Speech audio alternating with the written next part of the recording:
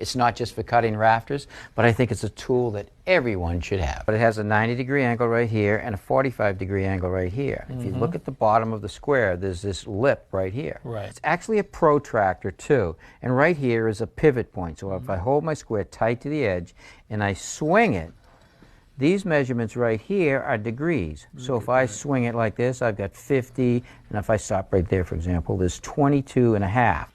Mark that right there. That angle will be 22 and a half degrees off of that.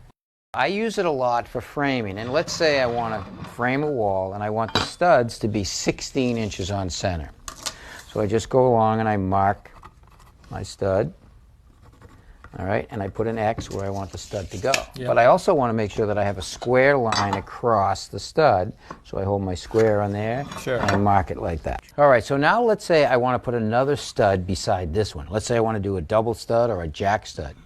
On this edge of the speed square, there's other marking increments. This is 1 inch from the edge. This is 1.5 inches from the edge. This is 2 inches from the edge.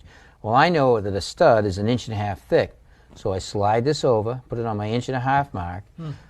All right, so now that's my jack stud, and it's going to go right there, 1.5 inches from this edge.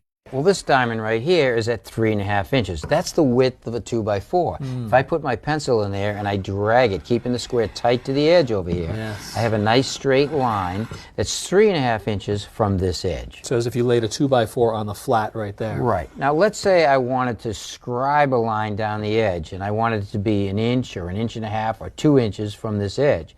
I put my pencil in this notch right here, and I drag the square down the edge, and I have a straight line that's 2 inches from this edge that I could rip off a piece, or I could put something on that line.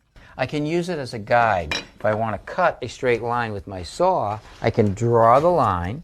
I can then take my saw, put my saw blade on my line, bring the speed square over, hold it tightly against the edge.